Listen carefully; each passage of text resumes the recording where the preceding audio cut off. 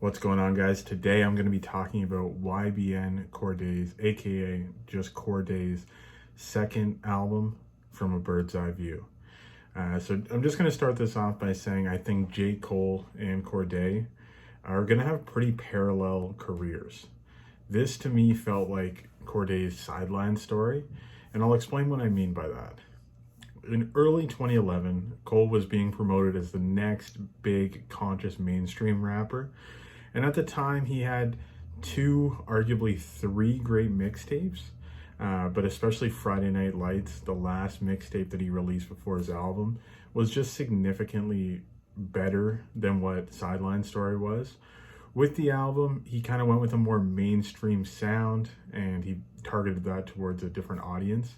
And I don't think that his label was fully sure what to do with him. And to me, songs like Super, Sinister, and Today kind of remind me of a few songs off of Sideline Story like Mr. Nice Watch and Can't Get Enough by Cole. You can definitely see the talent and enjoy them, but not exactly how I would personally use someone like Cole or Cordae.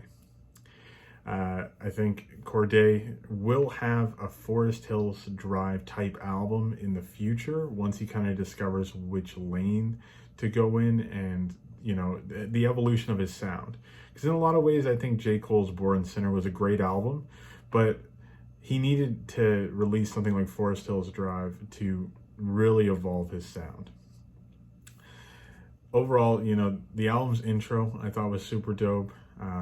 Giving his friend, someone who he grew up with, someone he rapped with, who's currently in jail, the spotlight, I thought was really cool, and it kind of makes you see like a different side of Cordae, at least the people that he used to associate with. I love like the Cocaine Cowboys, Michael Irvin line. I thought that was pretty dope. I'd like to, you know what, if that guy ever gets out of jail, let's give him a verse on the next album, you know? Let's see what happens.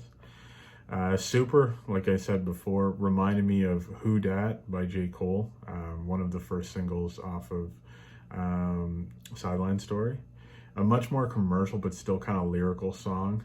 And in a lot of ways, I don't think Super popped the way that Cordae or his label were really hoping it would.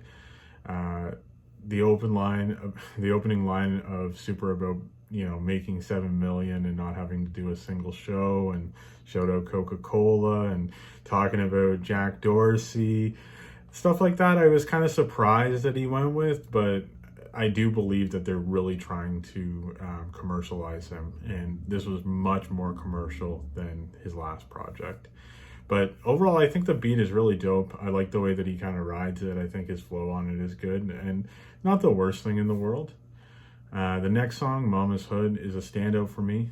The hook is very plain and boring, but I thought the verses were really dope, especially the first verse where he talks about, you know, upper education being a scam and paying off his student loans and buying his dad a power washing van. The second verse, he's talking about his dead friend and how he wasn't able to go to the funeral because it was too much for him to handle. And there's a lot of elements of, you know, survivor's guilt and, you know, making it out of the hood and just, you know, feeling bad that you're the one that did it. Well, everyone else is kind of struggling, but he's also trying to give back and things like that. But you can only give back so much, and people have to make their own decisions in their own way. And something like this actually reminded me a lot of when I first heard someone like Lupe Fiasco, you know, a very like well-educated, smart person who kind of grew up in a very tough environment, but was able to overcome it. Even Kendrick as well. The next song, Want From Me, I thought was good. It was a solid song. Anderson .Paak, I think, could have done the hook a lot better. It just seemed like Cordae was doing an impression of him in a lot of ways. It had a very 90s vibe to it, and some of the lyrics were really good. I think, you know, the message of two sides to everyone and not being perfect was great. His line about knowing you shouldn't buy the Birkin bag, but doing it anyway, I thought was really good. The next song, Today, was more of, to me, like a Gunna song than a Cordae song, but I like how Cordae adapted his flow to being similar to Gunna. The horn on the beat is super dope, really infectious. His hook, one of the best ones on the album. And Gunna was all right. I mean, I'm not much of a fan. He always sounds like he's just about to go in on a verse. Like he's just kind of like prepping it and like mumbling it to get the flow ready. But then he just like never goes in on the verse. He's just like same note, same flow over and over again. And if you like Gunna, that's fine. Just not for me. I still don't know how he outsold The Weeknd on with his last album. Doesn't make sense to me, but I digress. The next song, C. Carter, aka Coach Carter. I want to know what happened with this because when the track list originally came out, it was called Coach Carter. So maybe Disney hit him with like a cease and desist, or he just wasn't allowed to. Maybe it was copyright. I don't know. But regardless, Coach Carter, probably my favorite song on here. Reminded me a lot of early Kanye, like College Dropout, Late Registration era. The hook on it, super soulful. I love when he uses that singing flow. The backing vocals when halfway through that first verse were just great again. Remind me a lot of Kanye. I gotta say though, the worst part on it, and this almost ruined it for me, is when he's talking about a girl sucking on his cucumber. Just might be the most cringe bar on the entire album. It's just terrible. It almost ruins it, but still, good song. The next song, Sinister with Wayne, least favorite on the album, actually. I think much what I said on the Weeknd's review when I was talking about how I feel like Wayne just phones in his verses. This one definitely sounded phoned in. As Cordae was good, he's rapping well on the song. He's just not really saying anything. And it doesn't really do anything for me. And again, just Wayne could have taken or leaved him, and it just seemed like a label influenced song. Just didn't really need to be there. Chronicles give us another glimpse of that singing flow that Cordae has, and I just really like it. The hook reminds me a lot of Ty Dolla $ign, has a very, again, 90s influence. The verses about relationships were fine. But the making her shake like Tourette's line, almost as cringy as the cucumber line on C. Carter, but not quite, almost though. And I just don't understand. Someone needs to educate me here. Does Lil Durk just have the best management? Because he seems to just be on every major hip hop release in the last 2 years, and it's just insane. He's not terrible, but he's just not that great. I don't understand how he keeps getting these placements. I'm good for him, and he doesn't really sound terrible on this song. He just is not that good. He's just he's like the definition of mid to me. Hers part on the song, very good. Her voice complements Cordae's very, very well. And they've done quite a few collaborations together. I could even see them doing a full project, and I would give that a listen. Champagne Glasses was another miss for me. Normally, early Freddie Gibbs, I was like a borderline stan. I really, really liked Freddie Gibbs early on. Now, he just doesn't seem to have that same sort of energy. I like the song that he did with Jadakiss recently, and the song with the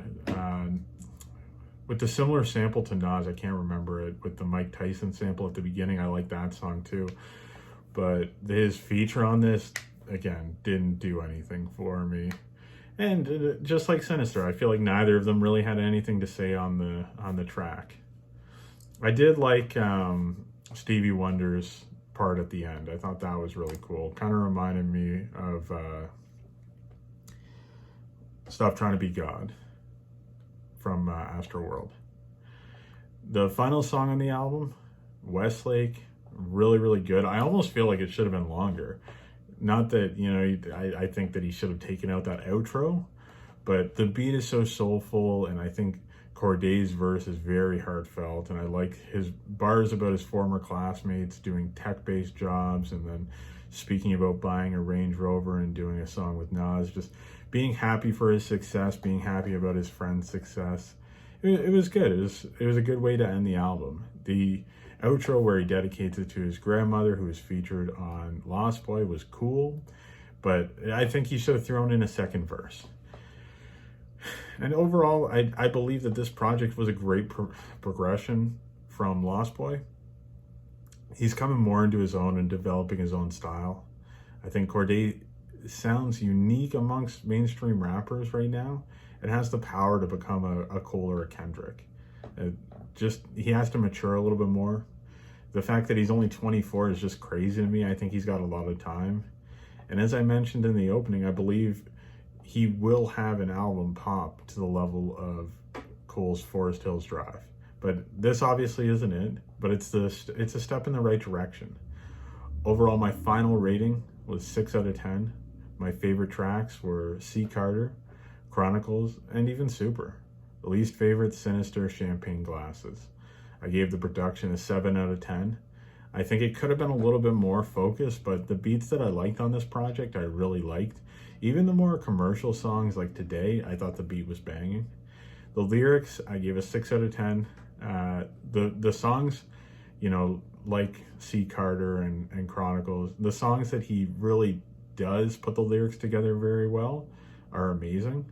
But then other songs, it just felt like he's rapping just to rap. And I think in the future he could have a much higher lyrical rating from me, just not on this one.